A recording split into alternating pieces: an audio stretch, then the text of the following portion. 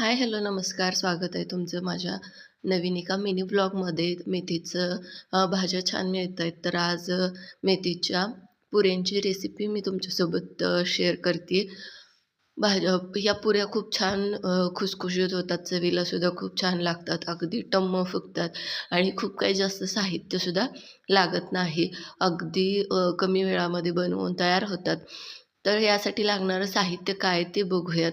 या ठिकाणी मेथी घेतलेली आहे. मेथीचे पानंच फक्त घ्यायची, देठं वगैरे घ्यायची नाहीत, नाहीतर पुऱ्या फुगत नाहीत लाटताना, त्या मध्ये-मध्ये येतात. त्याच्यासाठी फक्त पानं घ्यायची.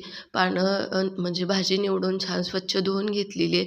गव्हाचं पीठ घेतलं आहे, थोडंसं ज्वारीचं पीठ घेतलेलं आहे आणि डाळीचं सुद्धा 2 ते 3 चमचे पीठ या ठिकाणी मी घेतलेलं आहे.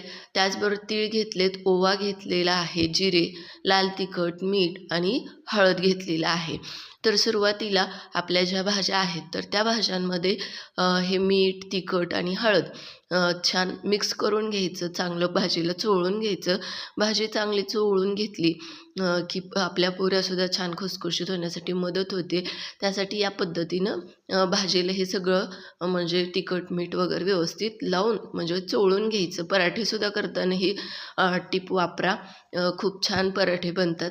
आणि त्यानंतर वरून कडकडीत तेलाचं असं मोहन घातलं. हाताला भाजू नये म्हणून सुरुवातीला चमच्याच्या सहाय्यानं मिक्स करून घ्यायचं आणि नंतर मग हाताने काय करायचं, हे तेल सगळ्या पिठाला लागेल असं मिक्स करायचं आणि थंड पाण्यानं छान घट्ट असं पीठ मळून घ्यायचं. खूप जास्त पण घट्ट नाही आणि पातळ पण नाही ठेवायचं. तर इथं बघू शकता या पद्धतीने हे पीठ मी मळून घेतले. 5 ते 10 मिनटं रेस्टसाठी ठेवायचं आणि त्याची अशी मीडियम साईजची गोळे बनवून छान पुऱ्या लाटून घ्यायच्या.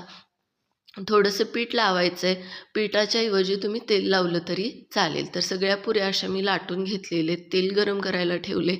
तेल चांगलं गरमच राहू द्यायचं आणि पुरी टाकताना आपली गॅसची फ्लेम म्हणजे मोठी ठेवायची आहे आणि छान पुऱ्या तळून घ्यायच्या. टम्म पुऱ्या फुगतात, चवीलासुद्धा खूप छान होतात, खमंग होतात.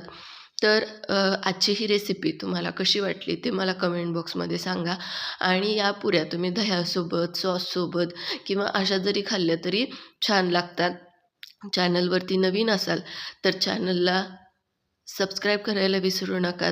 आणि ह्या पुऱ्या तुम्ही बनवलेल्या आहेत का? आणि जर तुम्ही बनवत असाल तर कशा बनवता? अजून ह्याच्यामध्ये कोणती पीठं ॲड करता का? ते सुद्धा मला कमेंट बॉक्समध्ये सांगायला विसरू नका. नंतर भेटूयात नवीन रेसिपीसह. तोपर्यंत